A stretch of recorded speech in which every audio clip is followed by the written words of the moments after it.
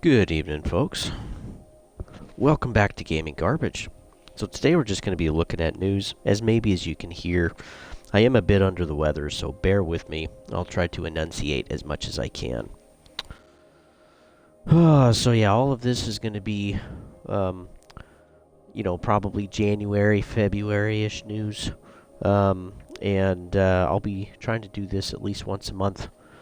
And so, I'm doing it on March 1st, and this is just for news for the previous month.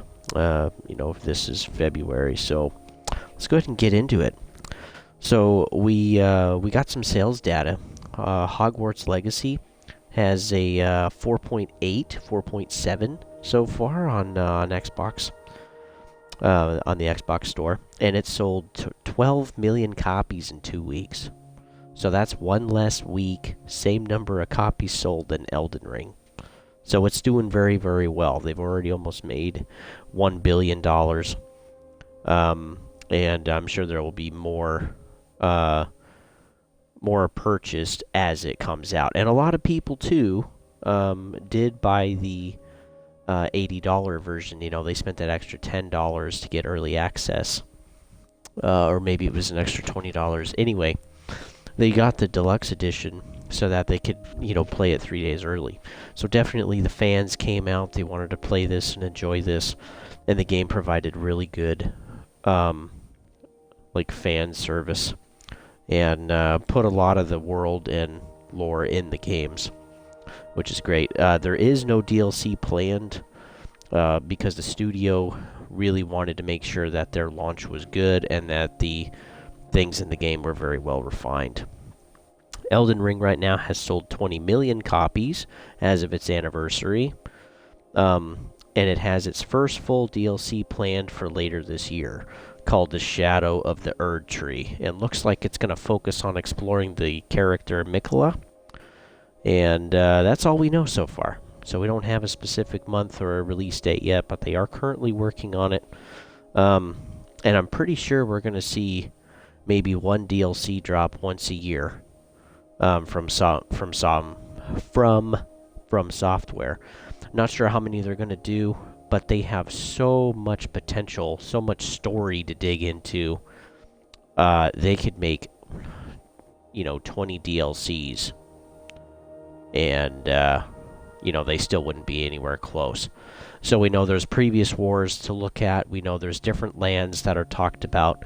We know that there's different areas, or certain DLCs could flesh out different factions or religions or cults in the game.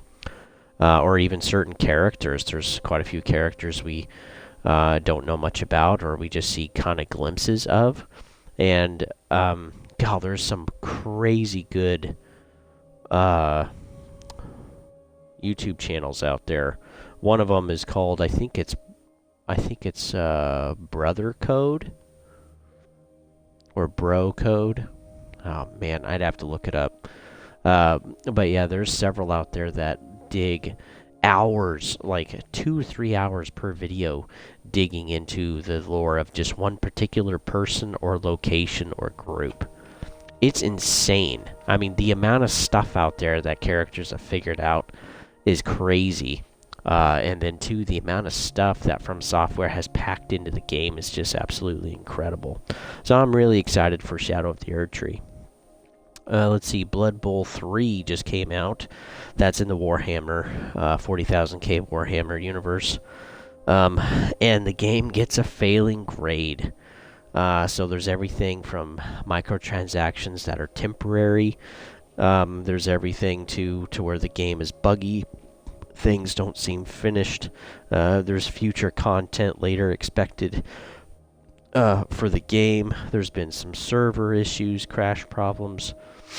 Let's see. On Metacritic, Blood Bowl 3 has a 28% positive rating. That's really bad. It's got a total of a 1.8 out of 10. And to fully customize your teams, it's $700. Like, who has that kind of money? Especially right now. That's just insane. So yeah, Blood Bowl 2 wasn't great. they were really hoping Blood Bowl 3 would be a big one. If you're not sure what Blood Bowl 3 is, it's like a turn-based kind of football rugby style type of sport, and called the Blood Bowl. And yeah, man, they really just screwed the pooch on this one.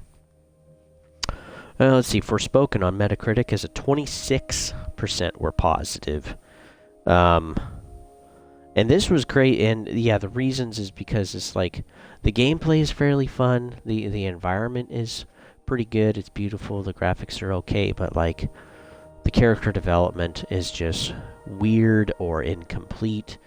The conversations, or even why you're doing things, or why certain things are said in a conversation, are not wholesome, or feel finished. And yeah, there's just quite a few questions in the game. And then something too that put people off is that, the world of Forspoken, it's not even real. It's like a dream state that your main character goes into, and it's this whole fantasy land basically in her head.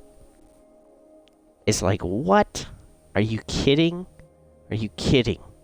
So yeah, it's not even that's kind of a bum to me.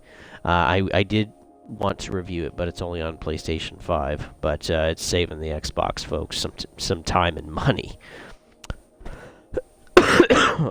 If you do have a PlayStation 5, please don't buy it. The Metacritic reviewers gave it an 80% or up out of 100, which is insane. There's even one that gave it a 95 out of 100. And I'm thinking, did they even try it? Did they even really play? Did they review it at all? Like, how in the world could they give it that high of a score when there's so much of the game and the story and characters just feel incomplete and not finished? And yeah, that really just kind of blows me away. So yeah, remember folks, wait, like between things like Blood Bowl 3 and Forspoken recently, and Hogwarts Legacy as well. Wait to see at least showcases of the game, not just trailers, not just cinematic trailers, actual gameplay. And then any showcase that's coming out from the developers on any particular game you're interested in, I suggest you watch them. You listen to what the developers are saying. And a great example on that too is also Suicide Squad, to kill the Justice League. I mean, yeah, watching their showcase, there's some huge concerns there with there being kind of like a loot score system for your guns. And all between all four characters, most of the movesets and combats look and feel the same, and what we're able to see. And if you haven't really seen it yet, I suggest you should take a look. There was quite a bit actually released and talked about the game and kind of the story and how the developers were kind of wanting to design the game, but it definitely has live service written all over it without necessarily calling it that. So I mean, there's a huge cosmetic section to the game.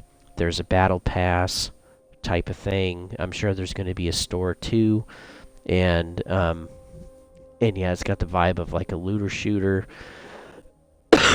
We found out too, is that there's also going to be 6 different kind of like currencies or resource types in the game.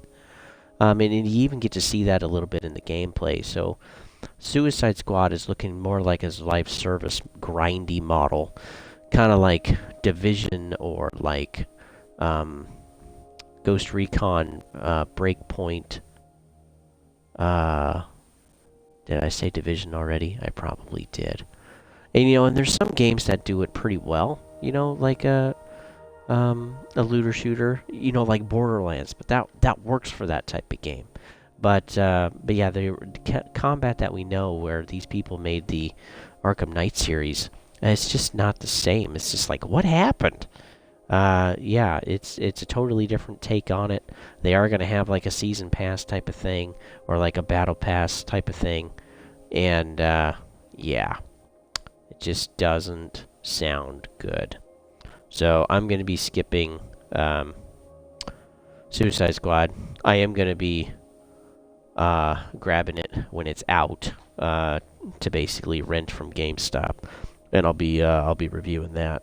But yeah, am I going to buy it for me? No way. Let's see. Officially now, Nintendo will not be at E3. They don't feel that there's going to be a real focus, anything they can really showcase, and they've already showcased Legend of Zelda: Tears of the Kingdom. And that one looks amazing. If you guys have a Switch, you definitely have to pick that up. And so now, officially, all three main console companies, Sony, Microsoft, and now Nintendo, won't be at E3. And so E3 is just kind of a dying thing. And it has been for several years, but I really think it's kind of on its way out. There's also been some mismanagement with E3. A new company took over several years ago, and it just has not been doing good. It's been making vendors frustrated. There's not a lot of communication. Things are really kind of up in the air. So yeah, I think eventually E3 is just going to be a thing of the past, as just more publishers and developers and console companies continue to just have their own showcases. And now that we have the power of the internet and streaming and all of this other stuff through the web, I mean, why not? They can do it. They don't have to pay some crazy fee. They can just pay some employees to showcase their own thing, and off you go. So, let's see. We did also hear that Sledgehammer Games, the studio, they're one of the ones that, well, let's see, they've made Vanguard and Advanced Warfare for Call of Duty. They are now, they were making a Modern Warfare 2 Part 2. This originally was an expansion on Modern Warfare 2 Remake, but now there's so much content in the game, they want a full release. So this is a, quote, full premium release of a Call of Duty game in 2023, probably toward the end of this year. So we can likely expect that it's going to be at least a $60, maybe, or I would say probably a $70 game. And because there's so much content. And so there's probably going to be a campaign. There's probably going to be additions to multiplayer, and of course additions to Warzone. And then, yeah, you're going to pay $70 for it, probably. So, I mean, what a bummer. Someone definitely got promoted over that idea. DLC turned into, hey, why don't we just make this a full game and sell it as such? So that does have me a little worried that the campaign will likely be smaller. Modern Warfare 2 Remake was 17 missions, and this will probably be closer to 10 or 12, is my guess. And then, too, the amount of content they're going to be putting out isn't going to really feel like anything new for Warzone, because we were going to get that anyway. And then, how much are they really going to add for multiplayer? Probably not much substance, is my guess. Maybe some new maps, which we would kind of expect that anyway. Again, with the new seasons that they put out for the game in Warzone every quarter. So, are you going to pay $60, $70 for a campaign? No, I wouldn't. I wouldn't. And we know their incentive, too, for you to do this is just to get some skins for your boots or something. It's really going to be pretty worthless. But we'll have to see. So that is slotted for this year sometime. Destiny 2 Lightfall, their expansion, just came out on the 28th, just a few days ago, and people are frustrated. So the campaign is about a max of 5 hours. Most of people say it took them about 4 from the reviews that I watched and listened to. The ending is not explained. So you go through this entire campaign about the Veil and the Witness, and how you need to, get this artifact and called the Veil, and you're never told what it is.